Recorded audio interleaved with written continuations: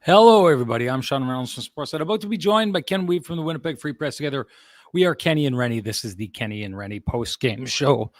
After a Montreal Canadiens shootout loss to the Winnipeg Jets shootout loss to the Montreal Canadiens, a game that I'm going to tell you right now is almost the perfect glass half full, glass half empty game. Like if you are a pessimist, you're going to be able to rip on this game. If you're an optimist, you're going to be able to find reasons to be happy in this game. I know that we've got plenty of both when it comes to the KNR audience.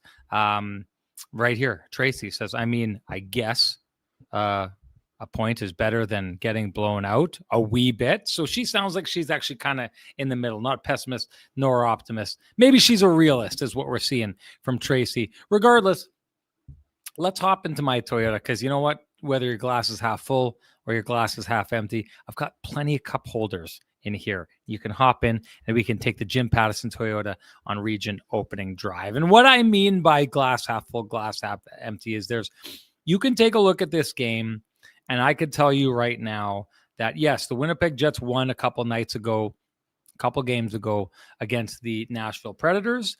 I think the Winnipeg Jets played better in this game than they did in that game, right? And for me, it's not always about results. It's about the process. I think the process, you saw a better game from the Winnipeg Jets than you've seen maybe in a while. It was definitely heads and shoulders above what we saw against Buffalo. And I don't know. I would put this one maybe at or maybe slightly above the level of that 4-3 loss that they had against the Washington Capitals. But if you want to be a pessimist about this whole thing, you can take a look and you can say, okay, the Montreal Canadiens on the back end of a back-to-back, the Montreal Canadiens, a struggling team as well. The Montreal Canadiens had allowed 12 goals in their previous two games. I was at the game the night before. They got run out of the rink by the Ottawa Senators. So a vulnerable team on the back end of a back-to-back. You're thinking if there's a time to get 2 points, that's that time. So you can be upset if you're that. You can be optimistic and you can talk about Eric Comrie. And you can say everything that's been said about the goaltending situation. And I know that the argument for a lot of people who are saying that right now the Winnipeg Jets would be just fine if Connor Hellebuyck was in net right now, which is just, I'm going to pull it out. That's poppycock based on everything that we've been seeing here. The one thing that I would and did admit before this is you'd think at some point along here, the Winnipeg Jets would have got one of those Hellebuyck wins is what I call them. Games they have no right winning, but Connor Hellebuyck goes and wins those games for them. Well, this is a Comrie point. It's not quite a Hellebuyck win. It's a Comrie point. I mean, it's a fairly close game. It was just one of those games, though, where it seemed like the Montreal Canadiens' high danger chances were that much more high danger. This, to me, looked like it could have been a 6-2 game. Eric Comrie earns the Winnipeg Jets a point on this one. So if you want to be positive about it and optimistic, you can say, well, the Winnipeg Jets said they needed goaltending. They went out and they found that goaltending. You could be optimistic and you could say the Winnipeg Jets had a closed door meeting and they came away with a better effort in this game. You could be optimistic and you could say you started to see a little bit more zone time from the Winnipeg Jets. You started to see a little bit more of a push. You definitely saw a continuation of the top line doing what they do, keeping the Jets in games. I mean, yes, it's a Comrie victory because a Comrie point because I don't think the Jets get a point if not for Eric Comrie on this night, but they also don't get a point if the Winnipeg Jets top line isn't driving the bus. You can be highly pessimistic about the Winnipeg Jets bottom nine scoring or lack thereof forwards right now. It's getting ridiculous by this point that there's just not a contribution coming. Talk to Ken, and we'll get into this a little bit deeper, but just the idea of it doesn't seem, last year it didn't seem like it mattered who you brought in. They were going to fulfill the role, and the Jet system just kept rolling. Now it seems like no matter who you bring in, there's just not anyone who is taking advantage and running grabbing the brass ring or grabbing the ball and running with it when they get an opportunity with the Winnipeg Jets. Ken and I will have a little bit of a discussion about that and, some of the options that we've been talking about off camera. Regardless, though, I think if you're the Winnipeg Jets where you came from on Monday, you can't deny that this is a step up. If you're being like me, and you've stopped looking at the Winnipeg Jets and saying, yeah, they just got to get back to what they were, which is what they were last year. And if you're accepting of the idea that the Winnipeg Jets are going to be a team that basically is going to be duking it out and battling for a wild card spot, and holy smokes, I don't know if you saw the graphic that I read out to you during the broadcast of where the Winnipeg Jets were on the 3rd of November compared to the 3rd of December, and the point swing that has happened with the top 3 teams in the Central Division, who just happen to be the top 3 teams in the NHL. You're getting to that stage where you can basically kiss goodbye a top 3 spot in the Central Division, and you will be duking it out for one of those wild card spots towards the end of the year. This is one of those games that, well, you came away with a point. Every point's valuable when you're in this situation right now. And at some point, especially where the Winnipeg Jets are right now, you could be looking at this from a beggars can't be choosers point of view. That's my take on the whole thing. And that's me wrapping up the Jim Pattison Toyota on Regent opening drive before we bring in my main man, Kenny, here. Just before we do, I wanted to tell you that this December, it's time to Toyota at Jim Pattison Toyota on Regent. Lease the 2025 Tacoma 4x4 SR5 truck from just $116 weekly for 64 months at 6.59% with a $7,699 down and a $1,500 accessory credit. But hurry, the offer ends December 31st. Visit Jim Pattison Toyota on Regent for a test drive today. All right, time to bring in the man with the best music in the business, folks. Here comes my guy, Kenny.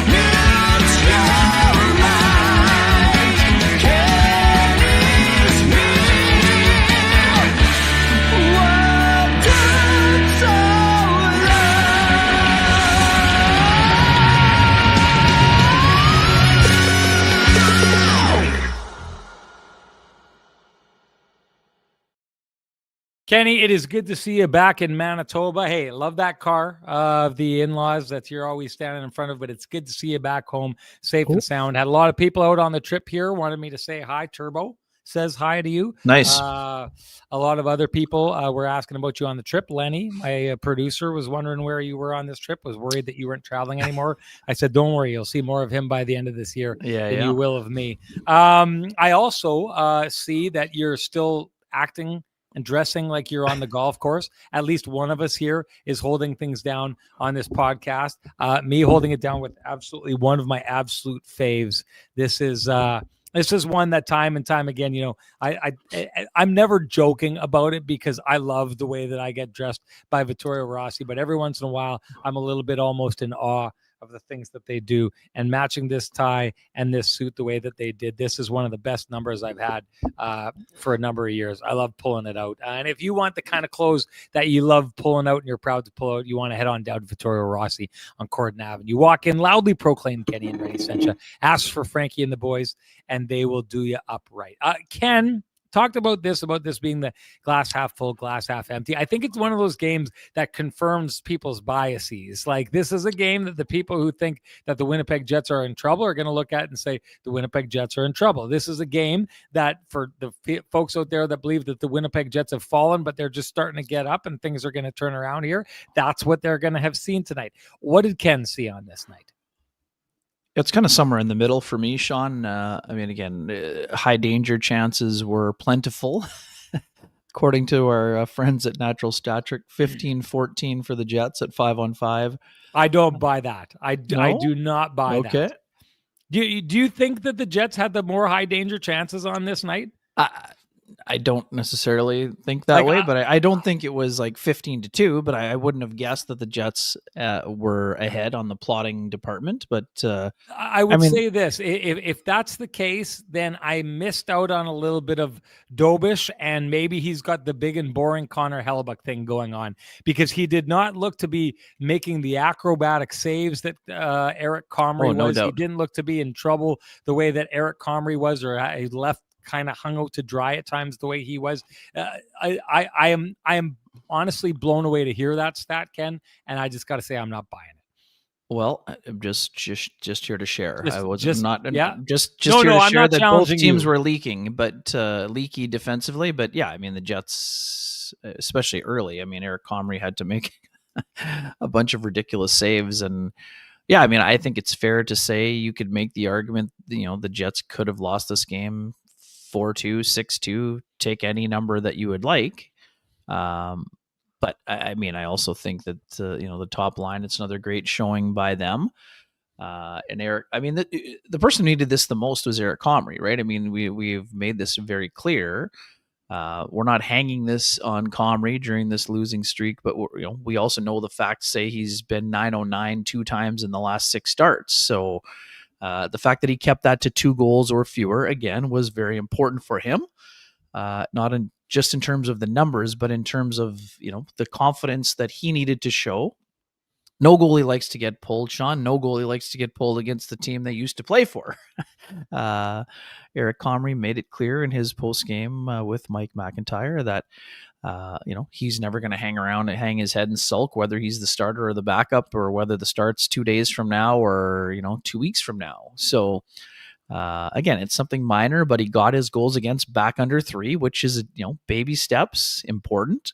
299 is save percentage 897 here. So, and again, it had been rolling around, between 908 and 914. So his numbers have taken a dip in this last stretch. But again, today, 935 save percentage in the game, and a couple of just ridiculous sequencing saves where he needed to be outstanding in the contest. So, and again, against elite shooters, like making saves off guys like Caulfield and Suzuki and Slavkovsky and all kinds of different chances here. So again, important for Eric Comrie.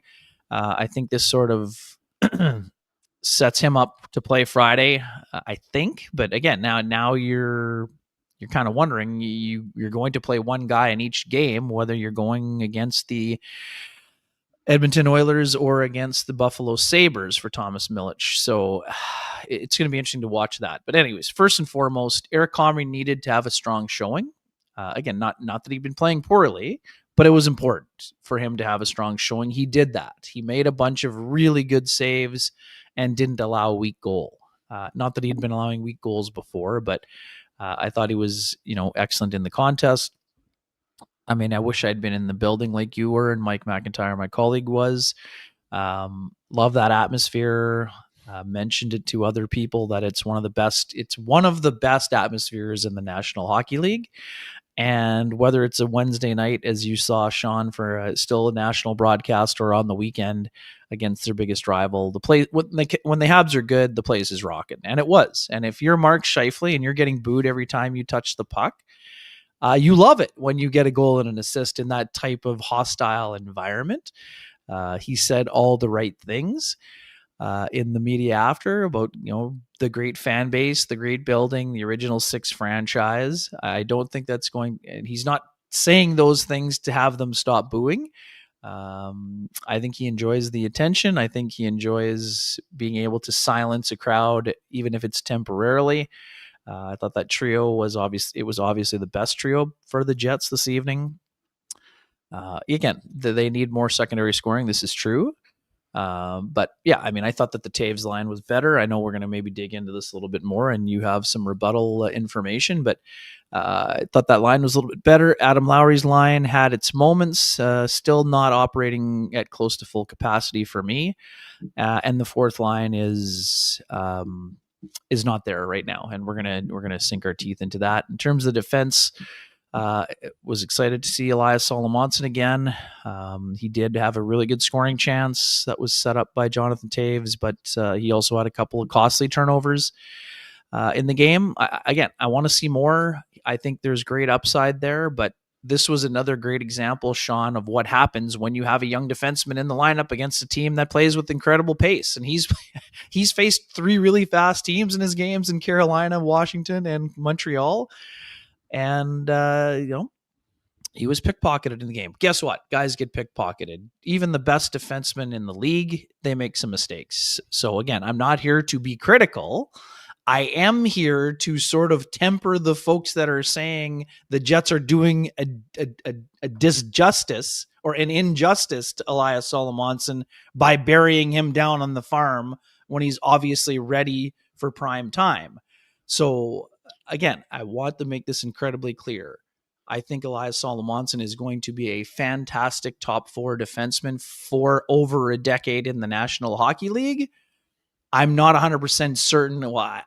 I am certain that he's not ready for those type of minutes at this moment. I do think he should still be in the mix for third pairing minutes right now. And I'll be curious to see where things go because, I mean, Scott Arniel was on with Paul Edmonds on the pregame show as he does coach's corner for every game. And he outwardly said, I'm not sure how much longer Elias Solomonson will be up here, knowing that Hayden Fleury has started skating again. So again, that doesn't mean he's not going to be back if he gets sent down. It does mean that, this promotion may not be lasting another 2 months like some people would like it to. So anyways, I'll weigh in on that, and I understand. I'm seeing a lot of what the fans are saying online out there. The idea of I saw one that was a suggestion of putting in like 5 or 6 guys off the Manitoba Moose into different spots there, including 2 defensemen. And while I understand that, and it's an attempt to address speed and different things like that, to Ken's point, I think so the Winnipeg Jets, now this is the part of this. You may already be at the stage where you've given up on the idea of the Winnipeg Jets being a contending team. I don't know if you saw my pregame interview with Mark Scheifele. I did. He has not. Nor should he. He's at the stage where, and he said something which I thought was actually pretty good, right? Like the Winnipeg Jets last year didn't face a lot in the way of adversity, right? So when it came against the St. Louis Blues, it came with a little bit of like in-series learning where they got absolutely humbled and destroyed in 3 games, right? And probably rode the roller coaster a little bit steeper and higher and lower than they would have liked to because they really weren't challenged that much during the regular season. Now, Mark Scheifele, I think he tempered it well. He said, this could be a good thing. This could be a blessing in disguise. If we go through something like this and we can figure it out and come on the other side, it's good that we face this now. And I've seen that happen so many times before. And, it's probably a tired excuse by now, but the 2019 St. Louis Blues are a team that, went through the fire, figured it out, got on the other side of that. You have to believe that way. A lot of people aren't going to believe that way. Ken's point is the really good point, in that maybe you want to be a team like the Montreal Canadiens. Like right now, we did that story, but Demidov and Kapanen is tied for the league lead in goals by rookies, and Demidov is tied for the league lead in points by rookies. If you watch those guys play, and I saw them play the other night, there's some mistakes like Ken's talking about that are made. And that's what Elias Solomonson is going to look like. He's going to look like really, really good. And then all of a sudden, he's kind of going to give one away, and it's going to be costly because that's what happens. Youth make those kind of mistakes. And if you're going to go with youth, you need to be in a position where you need to live with those mistakes. Okay. So for all the people out there who may have decided the Winnipeg Jets aren't going anywhere this year, and we're just going to stock it up with youth, and then everything's going to be great. And they'll learn on the fly and whatever, and it'll become about that. That's fine. If you think that that's where they're at, you may be right. And the Winnipeg Jets, I think, can't say we give up on this year. We're going that route. You can't do that. If you're the Winnipeg Jets, they still have to try and figure this out any way they can.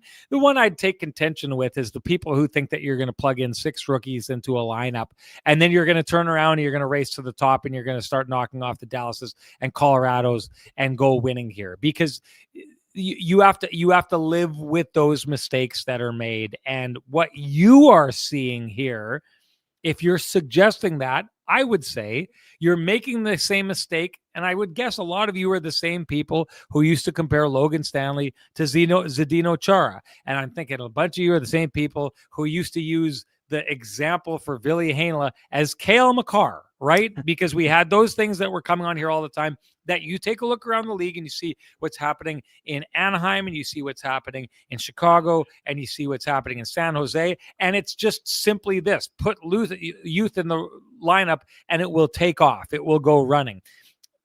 Keep in mind, guys like Chibrikov, guys like Lambert, they've already had opportunities this year, and their games have looked fairly futile, the same as the other players in this lineup. So you got to get to a stage where if you're going to make those moves, it comes with a statement. It comes with we're somewhat rebuilding here, and the fan base may accept that message. The tricky part about this whole thing, as I've touched on in the past, is the Winnipeg Jets made a promise to all the guys who just finished re-signing here, and that probably doesn't look like them bringing in wholesale the Manitoba Moose to fill some gaps here. And that's why it's not as easy as people are making it sound like it is out there. For sure. And that's why we're going to give that the Pristine Roofing and Siding wake-up call, I believe. Let's do it. Of course, that means it's time now to give North End Richter Pristine Roofing and Siding wake-up call at 204-981-6289. He's the guy you want down at your place for all your roofing, siding, and exterior needs. You can also call Pristine Roofing directly at 204-237-7663. Give your home the Pristine Roofing and Siding wake-up call. You will be glad that you did. Fourth line. Yeah, let's go there. Now I said all that. Yeah. I said all that. Now let's talk about how I'm talking in the behind the scenes about bringing guys up from the Manitoba Moose to go spell off guys on the fourth line. Can you take your theories away first? Well, it's so interesting, right? Because last year we talked so much about the depth up front with the Winnipeg Jets. And again, on the farm, they had some guys there. Those guys didn't have great years, but the Jets made a concerted effort in the offseason to improve the Manitoba Moose, to insulate guys like Braden Yager, Colby Barlow, guys playing their first pro season, with guys like Captain Mason Shaw, with guys like Samuel Fagemo, with guys like Walker Dewar, keeping Jared Anderson Dolan. Like this was done with intent, and now the Moose are playing better. And again, David Gustafsson ended up down there, and we weren't necessarily anticipating that going into training camp. But I do think at this point, and you talked about it, Sean, it is an incredibly delicate thing to have to do. But the Jets tried to bring in guys that they thought were better than their internal candidates, better than David Gustafsson, better than Jared Anderson Dolan. And right now, those players are not playing better than those two players that I just mentioned. And never mind Walker Dewar, who also has NHL experience. So to me, I think if the Jets are looking for someone to plug and play in the system that they were very successful at, David Gustafsson would be a great candidate. Jared Anderson Dolan would be a great candidate. If they're looking for someone to get a little bit more speed going on the fourth line and be a tenacious forechecker with Morgan Barron and maybe Cole Koepke and or whoever else ends up there, then Walker Dewar might be someone that's of interest. Yes, I understand folks want to see more of Brad Lambert and Nikita Chibrikov, and you might. But to me, those guys need to dominate. I don't want to just see one highlight reel play on the highlights. Brad Lambert also, I understand, I gave him great props for his net drive the other day. I think it was also laid out to me, Sean, that he had a pretty egregious giveaway that ended up in the back of the net also. So again, equal footing. Things happen. But to me, I think if the Jets are looking for a little bit more speed on that fourth line, Walker Dewar. If you're looking for something in the middle, Anderson Dolan looks like a guy, Sean, who impressed Scott O'Neill last year coming to training camp. And then he got hurt in that game. He blocked the shot, and he had a terrible year with the Moose in terms of, almost having to wear the green jacket, way under in terms of being a minus player. But then he came up at the end of the year and looked like a guy who was giving energy to the fourth line. So Cole Koepke was in. He's still leading the team in hits, even though he's missed a bunch of time. he gave them a speed boost, but I didn't see as much cohesion. Again, I'm not blaming Cole Koepke. He hasn't played in a while. Probably needs a longer rope.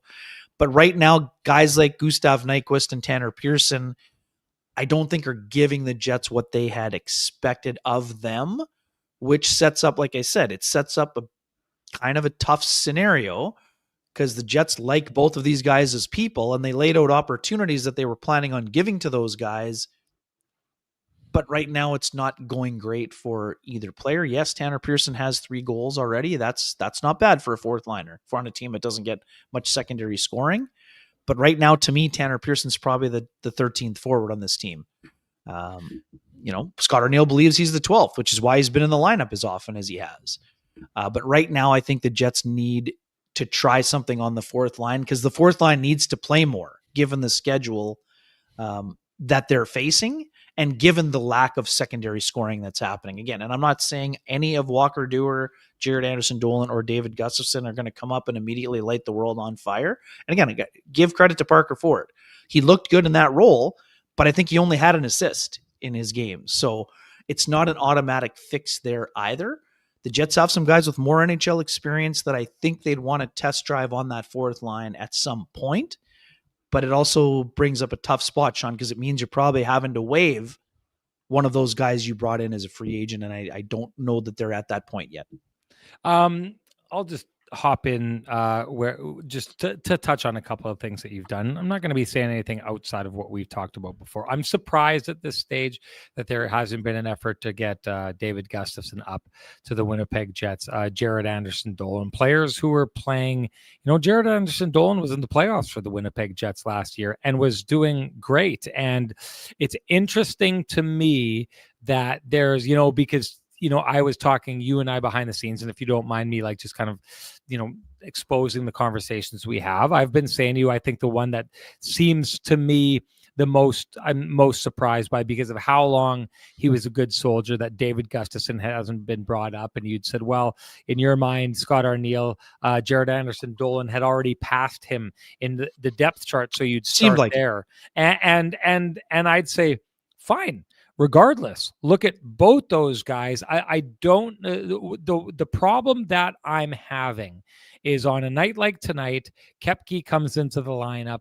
Gustafsson goes out. Sorry, not Gustafsson goes out. Gustav Nyquist goes out. Pearson out sometimes. All these guys. And last year, to a T, you'd bring someone in and they'd have an effect on the game. Like Dominic Toninato would come up and he'd go out and he would have an effect on the game. And David Gustafsson, every single time, seemed to come in and execute the system. And every once in a while he'd pop up and he'd get a goal. Like these guys were coming in. There's no competition right now.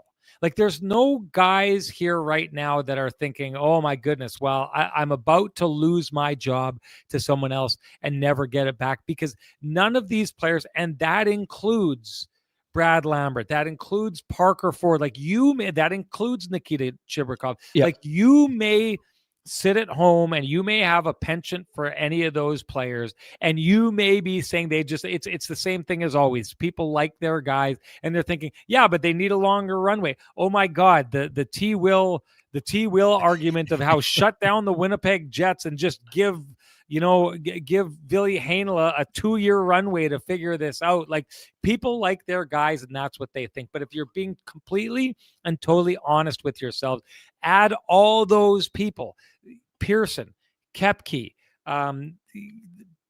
Parker Ford, go on and on. All these players that we're talking about, Chibrikov, Lambert, none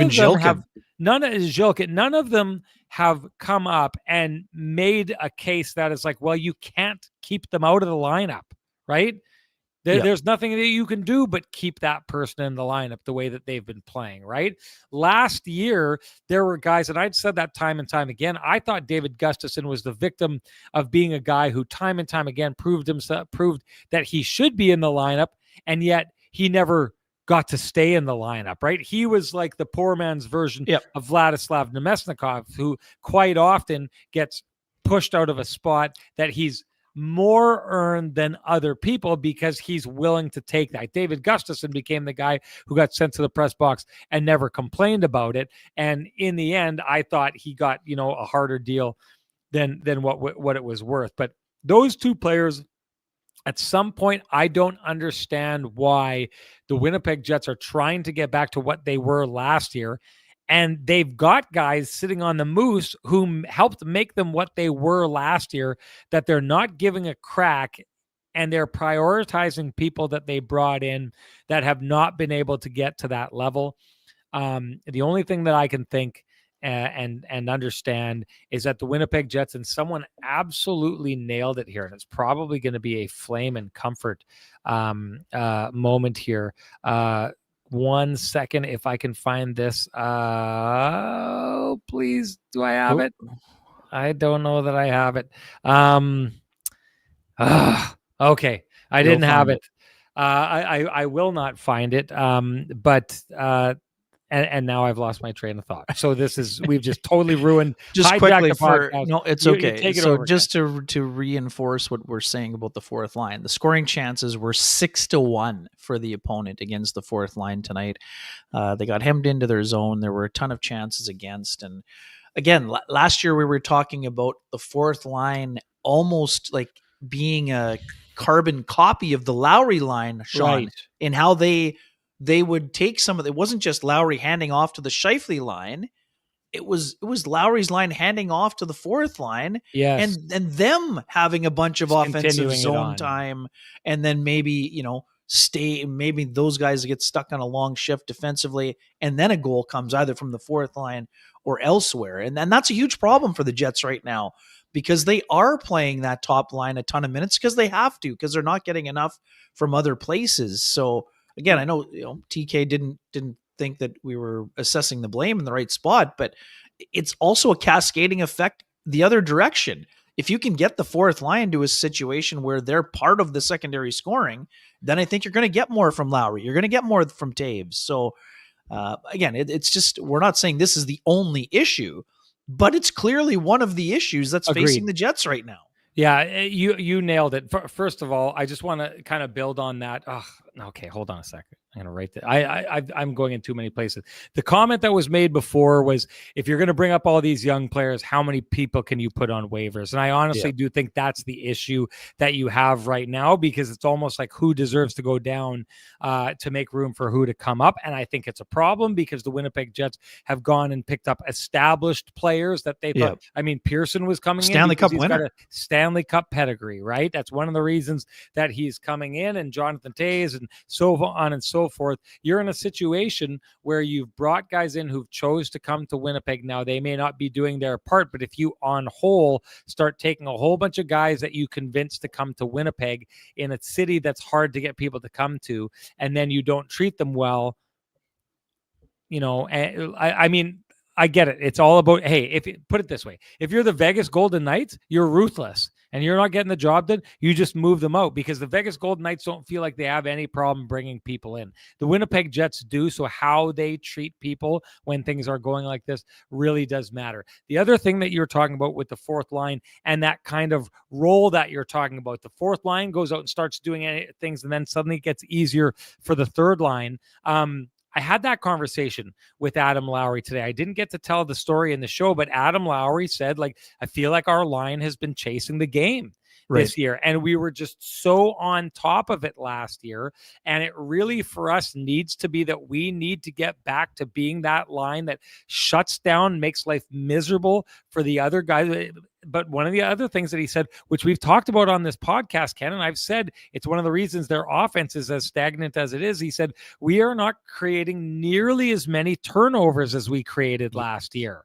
And that's how we scored last year. So it's funny because listening to him was like listening to what we're saying on the podcast. But the point he was making is that if then we can get rolling, and then if we can turn over the puck, and then if we can lean on lines, and then if we can change and trap that line and get Scheifele's line out there, well, then now it's easier for Scheifele's line. And it's just that little bit of a tilt, right? So if you can bring those guys in that you're talking about bringing in on the fourth line, and they start doing that, like you said, a mini version of the third line last year. Well, if they start doing that, to your point, it gets a little bit easier for the third line now when they go out there, and maybe you start tilting the scales and kind of finding that groove that you had in the past. I don't necessarily think that this team is built to be able to get to back to what they were last year, but it does baffle me to a high degree, Ken, that the fourth line that they had last year that pulled off what they are trying to pull off right now has been a bullet they haven't fired from their chamber. Speaking of bullets that haven't been fired in the chamber, when it comes to top line scoring, and just before we go too far, now that we're talking about scoring, I just wanted to say that you can score a great rate with Cambrian Credit Union. Getting a mortgage doesn't have to throw you off your game. While you focus on home sweet home, our friends at Team Cambrian Credit Union take care of the mortgage part with their new low rates. Whether you're looking for a new home, renewing, or making the switch, Cambrian is your mortgage MVP. They can help make the next season of your mortgage path easier and help save you money. Now that is what we call a win. Head to cambrian.mb.ca/rates for more. Had a conversation. Was going to talk about it in the show today. Didn't come there. Watching some of the shows like Winnipeg Sports Talk and a lot of the chatter that's going on back home, I know that the idea of breaking up the top line is at a fever pitch for a lot of people back in Winnipeg right now. One of the things Scott Arniel says is exactly what you saw tonight. I thought Colby Armstrong in our broadcast did a good job highlighting it. Like, the Winnipeg Jets that line is one of the best lines in hockey. You aren't just breaking up any line to spread things around. You are talking about breaking up one of the best by rank, by statistics, top two lines in the NHL and trying to make things work. And clearly that's not easy to do. Tonight's a perfect example that it's not easy to do, because they go out and they get the 2 goals that tie this game and get them a point, and you risk losing that. Scott Arniel knows that. I will say this, Ken, I asked him about it and I'd said, I don't know if your thoughts have changed as things have gone on here. And he said, I know where you're going with this. And I know where you're going with the top line. And I can tell you it's a conversation the coaching staff is having. And he said, and yes, I realize the risks. And clearly the reason we haven't gone there yet is because this is such a good line. You can't just break it up willy-nilly. And he said, but at some point here, if we can't figure this out and start getting some results, we can't leave bullets in the chamber. And we're getting to the point, is how he said it to me, when it comes to the idea of splitting up that line and sharing the wealth throughout the rest of the lineup. The words were, we are getting to the point of that. So for all the people out there who think that the Winnipeg Jets coaching staff is just unwilling to go there, not thinking of that, they're talking about it. They're talking about it openly amongst themselves. They don't want to do it. You'd be blind to not see why they don't want to do it. You don't typically take one of the best lines in hockey and break it up. But that said, the Winnipeg Jets know desperate times call for desperate measures. And that means that it's getting to the point that conversations could be close to becoming action. I just wanted to make sure I added that little tidbit I wasn't able to share in the broadcast tonight. No, good job sharing. I mean, again, for folks who have forgotten, I mean, we know that they've spent the majority of their careers together, as you pointed out very well on the broadcast. And that's what now? They're up to 16 primary assists on goals that each other have scored out of that's 20 out of the 26. There are 16 now. 14. Right? It was no, but 14. they got after they scored another goal after. I think they at least. But it wasn't a primary assist. That was the primary assist stat. So the primary assist on Connor's second goal came from Gabe Vilardi. But that's still 3 more than any other pair in the NHL. So I mean, that's what you're talking about, splitting up in that situation. And I'm not saying it's wrong.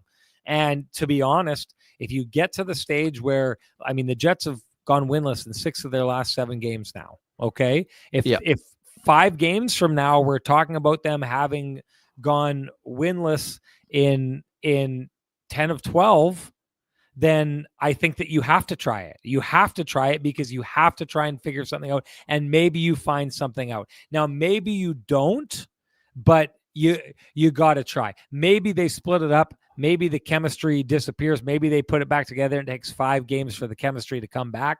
I don't know if that's the case, but if you are going to now, what I would do before that, Ken, and easier said than done, It's not my job to do it. I don't have to face the ramifications of it. I go back to the idea of trying to pick up new assets to create the spark elsewhere, if it's possible. And if you truly are all in, now is probably the time. Going all in on a team that's getting these kind of results. Here's another thing, Ken. Had the Winnipeg Jets lost tonight, they would have dropped to 500.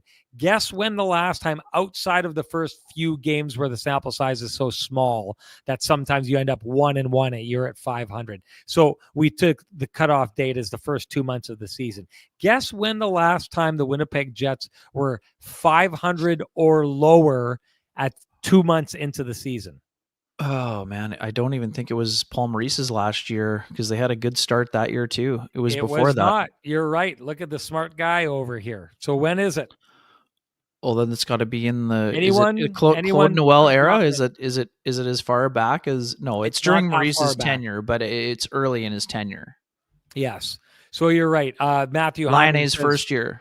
Matthew Hyman says 5 years ago. It was 2017. Yeah, Lionel's first year. And it was March in 2017. It was like March 31st. So it wasn't until the very end of the season where things dropped off. And then if you remember, I believe it's after that they go. No, sorry, 2017. They already had Line A. And then the following year is the year that, but think about that. The Winnipeg Jets. Wild. Have dropped to a point that is like historically low for a Winnipeg Jets team that has been one of the most consistent playoff teams in the NHL for a long time. You're there. You are at a historic low for the Winnipeg Jets right now. Again, they lose their next game against Buffalo. They have a similar showing against Buffalo. Your Winnipeg Jets will be a 500 hockey club, a place they have not been since 2017, a year that they missed the playoffs, I might add as well. So tricky stuff here. Oh man. Yeah. And Sean, and you, sorry, just quickly, I mean, you had another great, the stats that you ran about how teams, like, people will be shocked by the fact that Jets were within a point of the Colorado Avalanche, and now they're not even in. That was very good by you. Yes, I'm giving you the Barry Horowitz. That's the pull. That I pulled that one. Unreal pull. All three of those. That's like banana land. They're not even in the same area code anymore. I brought that in. And the truck had a look at it, and they were like, "Wow, yeah, we're going with that." So for people who don't know, a month ago, November 3rd. Compared to December 3rd, the Winnipeg Jets were 1 point behind the Colorado Avalanche. They were 3 points in the Central. For first in the Central. And they were 3 points up on the Dallas Stars, and they were 7 points up on the Minnesota Wild. Now I believe they are 18 points back of the Colorado Avalanche. That's a 17-point swing. And they are 13 points back of the Dallas Stars, which is a 16-point swing. And they are 9 points back of the Minnesota Wild, which is also a 16-point swing. That is crazy in a month. Like, if you remember this, the Winnipeg Jets really struggled in the back half of 2019, and the St. Louis Blues were the last place team in the NHL at New Year's. And I believe the distance between the two of those teams at that point was an 18-point difference. Right. And it came right down to the last game of the season. And I believe I know it was a Hockey Night in Canada game. The Winnipeg Jets beat at that time, the Phoenix Coyotes to end up 2 points ahead of the St. Louis Blues, who almost caught them. But the St. Louis Blues were on fire, and the Winnipeg Jets were struggling for the back half of that season. And it took from January 1st until mid-April for St. Louis to close a 16-point gap. It took a month. It took a month for the Dallas Stars and the Minnesota Wild to switch a 16-point swing, and the Colorado Avalanche did a 17-point swing. Absolute banana land. Crazy this could be stuff. The Flame and Comfort here from Paul Robert. Chevy built a heavier playoff team to beat Dallas and St. Louis, etc. But the regular season is different, and got to get to the playoffs for this to be seen. Yeah, except I don't know. Like heavier is one thing, but heavier and slow rarely ever works. But I mean, I'll go with it. That's the Flame and Comfort hot take of the game here, and that's of course brought to you by Flame and Comfort, Manitoba's premier supplier of fireplaces, wood stoves, inserts, and everything hearth related. After 50 years heating up your world, Flame and Comfort has moved to 1465 St. James Street. When you get down there, you're going to see it is one of the most impressive showrooms in Western Canada. You don't need your hot takes to keep that warm feeling inside, folks. You can visit Flame and Comfort. They will take care of it for you. Okay. Samberg. Let's talk about Samberg. Yeah. There were some. You want me to go first? You go first. Yeah. Okay. Dylan Samberg, this is how I explain it to Ken. So I think if people are seeing this, we're seeing uncharacteristic mistakes being made by Dylan Samberg, the kind of things that we didn't see last year, with a player that was essentially airtight when it came to defense. People will remember the very last play of the year, which I gave him a break on, where the Winnipeg Jets lose to the Dallas Stars, and that's it for them. He gets caught in no man's land between two separate players. And Harley, so he goes out, ends up being part of the screen. And a lot of people would say, well, you get your like most defensive defenseman all year, ends up being the guy who makes the mistake. I didn't think he made the mistake. There was a bunch of mistakes made there. He just got caught in no man's land. That's what happens when you have a domino effect of mistakes being made. I think that's what's happening now. You've heard my explanation of the Winnipeg Jets not being on time. And when you're not on time, it gives your opposition more options. And when your oppositions have more options, it's harder for you to know where they're going, which means you need to defend larger areas of the ice, right?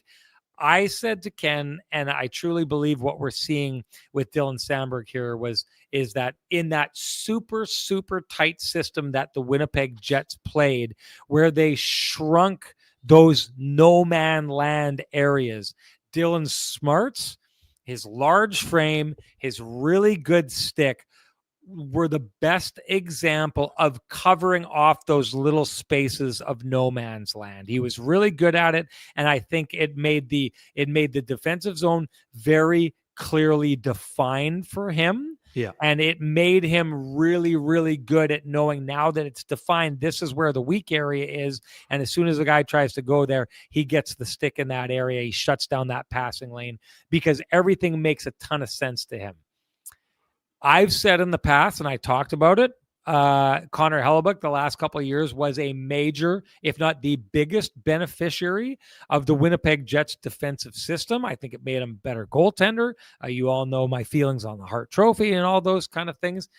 But talking to Ken, I think the second biggest beneficiary of that tight Winnipeg Jets system as it was played the last couple of years is Dylan Samberg, because what I think we're seeing with Dylan Samberg is now that those areas of no man's land have grown as the system starts to kind of rattle and move apart, Dylan's decision-making processes, in my mind, it's less defined for him out there. And because it's less defined, his reads aren't as sharp as they are when the system is tighter.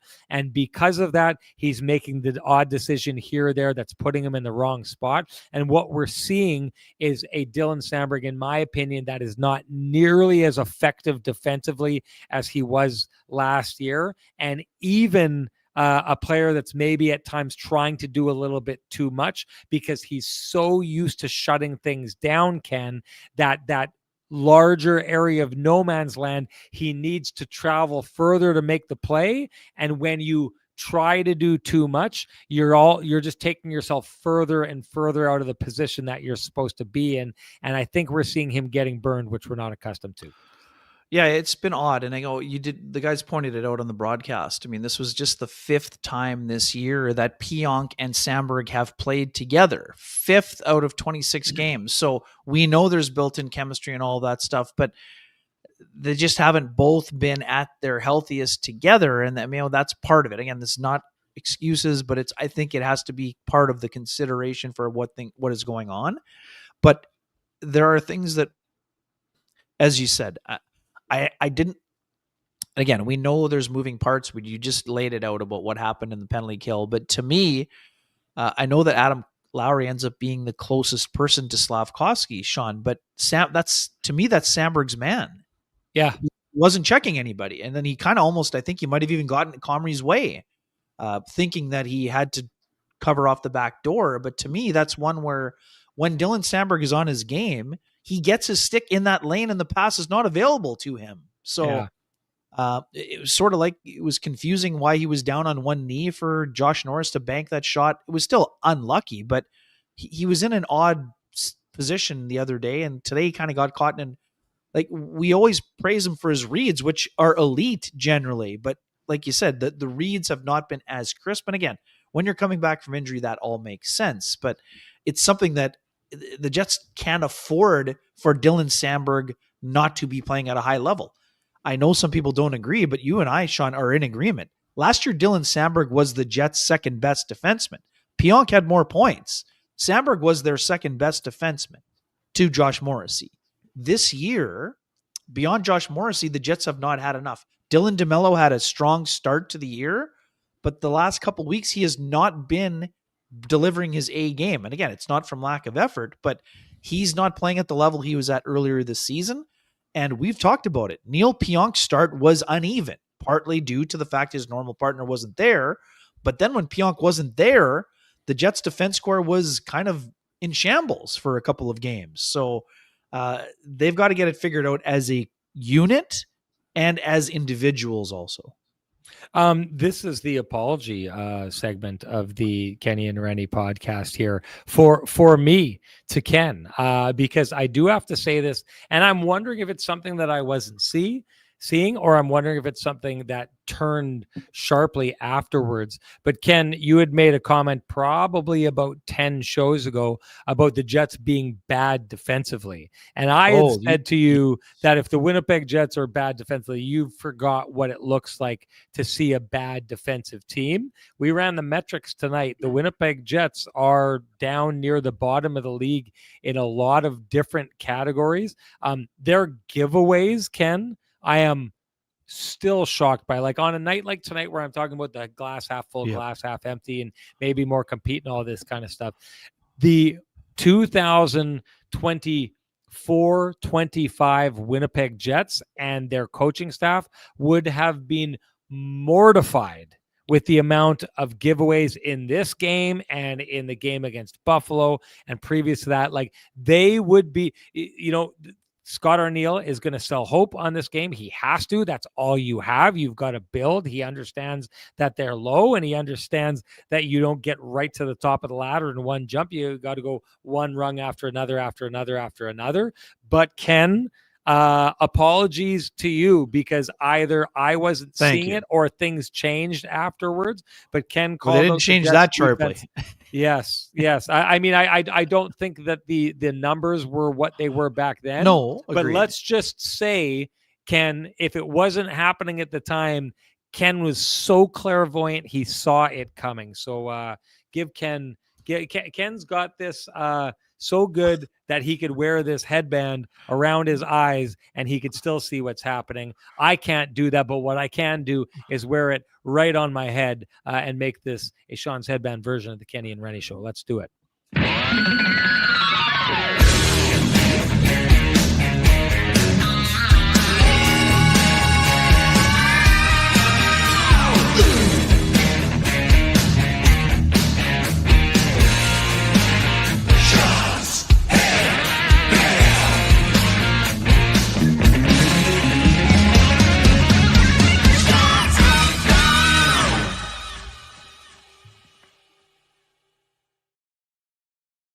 People all over it here. There it is. Renny in pain delivering the apology. Also here from Blake Grist saying Renny just gave himself the wake-up call. Great pickup by Kenny about the Team D being shaky 10 games ago. Absolutely. And if you want to go with the kind of people who know trends and see things long before everybody else, head on down to Myers Drugs, who will have all your pharmaceutical needs taken care of, all your supplemental needs, all your health food needs. Go check them out. And they'll come check you out because they deliver anywhere across the city of Winnipeg. You'll be happy that you went to go see him. Ken, you want to give Sweet Lou a shout out before we move on? For sure. Folks who have realty needs you'd like to have met, contact our main man, Lou Ferlin at Royal LePage Dynamic Realty, 204-791-9971, or at the office, 204-989-5000. His email is lou@louferlin.ca. That's LOU at LOUFURLAN.ca. Lou Ferlin, excellent realtor, excellent human being, and excellent supporter of the community, including our podcast. We're due a real good what we got wrong, what we got right conversation on one of these podcasts. Tonight, we don't have time for it. We're going to have to get to that, though, because there's some things that we really, really have nailed. There's things one of us nailed and the other one were either very late adopters or we're dragging their feet on. But regardless, we're going to have to get to that. And those are always a little bit fun because, I mean, I have no problem. As you just saw there, when you get it wrong, the best thing to do is just lean say into to people, I got that wrong. I got a lot right. And I spent a lot of time patting myself on the back. It doesn't mean anything patting yourself on the back if you're not willing to admit when you're wrong in those situations. Yeah, we're preaching about accountability all the time. So we there you go. There you go. So Ken, let's see if we can get this one right and see if you can lay down the Johnson Group got you covered play of the game. Yeah, I think I picked out there was a 2-on-1 for the Canadiens. Dylan DeMello had a really good, again, a really good job of deflecting. I think it was Slavkovsky involved, but that was one play that kind of stood out for me. But this was, we've been talking about the need for better goaltending. Eric Comrie delivered that. So I think I'm going to, nice play by DeMello, but Eric Comrie, after getting pulled against his former team, responding with a 29 save effort, that's my got you covered moments. Yeah. We're going to have to get, the day that he retires or leaves the Winnipeg Jets, we're going to have to chase him down on the tarmac and hand him Johnson Group, Kenny and Renny OG's got you covered plaque or something like that. Because Dylan DeMello wins that award over and over and over again, and deservedly so on this night. And hey, do you run a small business in Canada? Look to Canada's #1 employee benefits plan, Chambers Plan, to give you a competitive edge. Chambers Plan is the simple, stable, smart choice for over 30,000 businesses countrywide. Visit chamberplan.ca to learn more. And that is the Kenny and Renny OGs. The Johnson Group got you covered play of the game. What's that? Had lunch with Maddie J today, actually. So excellent stuff. Yeah. Oh, did you say hi for me? I did. Yes. Okay, we had a good visit, buddy. Yeah. Good stuff. You're out there doing the real work. I'm out here shaking hands and making sure people are doing okay. That is the real work. A handsome guy like you open a lot of doors when you do stuff like that. All right, let's get to the keg save of the game. What do you got? Oh man, tough to pick just one there. I'm going with the double sequencing there. Yes, there was a couple. Crazy one in the first, I think, was probably the most impressive. The Caulfield, the Suzuki then Caulfield bang bang double saves after the Stanley got pickpocketed there. So I'm going to go with that one. But man, there were a ton in the game at both ends. But Comrie was sensational in the game, and I'm going with that. The first one was the most impressive of the bunch, I think. Yeah, I don't know if we're talking about the same one, but in that first period, there's the one that he makes the initial save, and then the player is going across the crease and he sticks out the pad. Yeah. The pad save. That to me, that to me is the hashtag the keg save of the game. But it doesn't matter what I think. It matters what you think. Share with us your hashtag the keg save of the game. You're automatically entered to win a $50 gift certificate usable at any of the 3 fine keg locations there in the city of Winnipeg. Each location finer than the last. And the winner from our last show, that would be Manny Fran. Manny Fran, you know what to do. Direct message me at SN Sean Reynolds. Send me your full name. Send me an email. I'll have the fine folks at the keg send you a $50 gift certificate usable at any of the 3 fine keg locations there in the city of Winnipeg. Each location finer than the last. Ken, wrapping up a road trip. Anything to say before we get going here? Yeah, 1-3-1 is not what the Jets would have hoped for sure. 11 of 14 on the road, and they got through that portion of the schedule, but they've left themselves a bit of a hole here. So I know we don't want to get it. We're going to get more into Jonathan Taves and where he's at as we get closer on the weekend. We'll dig into it a little bit more. Yeah. I saw some progress. I mean, the setup that he has in overtime is elite again, Sean, to Nemesnikov. Like that's a high end pass, but again, he's got to produce some more offense given the role that he's been playing. Yeah, I think you have a habit of celebrating the small victories with Jonathan Toews. I'd said that in the past. To me, it's just simply not enough. I don't know if you watched the pregame show, I but did. our guy Jammer was on. Jammer, a former teammate of Jonathan Toews, and what I liked about him is he said, Jonathan Toews is, it's hard for him to say about a friend of his, a former teammate of his, and let's be honest, Jammer, as amazing a player as he was no Jonathan Toews, and no one knows that better than Jammer. But Jammer's thrown out the truth serum, and I like the way that he said it was similar to the conversation that I had with Jonathan Toews. I think it's okay to say these things about Jonathan Toews because no one knows better than no. I don't have a higher standard than Jonathan Toews has. Jonathan Toews' standard for him is far higher than anything that I could establish. This isn't going the way he would have wanted it to go. I think if you would have told him where he was at this point in the season, regardless of the coming back and building towards the playoffs, he wouldn't have found where he's at acceptable. Yes, there's someone in there was saying about all the points that he'd have if he just had wingers who finished. He's given the opportunities. He's out on the ice for 3-on-3. Is he creating some opportunities? Yes, he is. The way that you get out of things like this is you just become undeniable. You create until the point that you're undeniable. And the one thing I don't think anyone out there can argue is that Jonathan Toews has gone out there and made it undeniable over and over and over again until the puck just starts going into the net. You're going to get opportunities out on the ice. That's what's happening. It's not enough. He needs to do more. He needs to produce more. And it needs to be just by volume and just by overwhelming and getting the puck to the back of the net. Hey, does it sound like a lot to ask from someone who's been away from the game for 2 years and is 37 years old? That's exactly it. It's a lot to ask, but it's the NHL. It's the best league in the world, and you are asking a lot from these players, and there's a lot of expectations that come with signing the tickets that these players play. I don't think he's at the stage where he's living up to it. He needs to do more. We'll get more into it, though, later on. On the weekend, a big game coming up on Friday against the Buffalo Sabres again. Looking forward to chatting with you all then. Before we do go, I'll say this. If you appreciate the conversation happening in this space, we implore you to appreciate our sponsors who fight to keep the conversation going in this space. For us, that's Jim Pattison Toyota on Region, Vittorio Rossi, Cambrian Credit Union, Pristine Roofing, Sweet Lou Ferlin, Flame and Comfort, Myers Drugs, the Johnston Group, the Kenny and Renny OGs, and of course the Keg. Thank you to them. Thank you to all of you.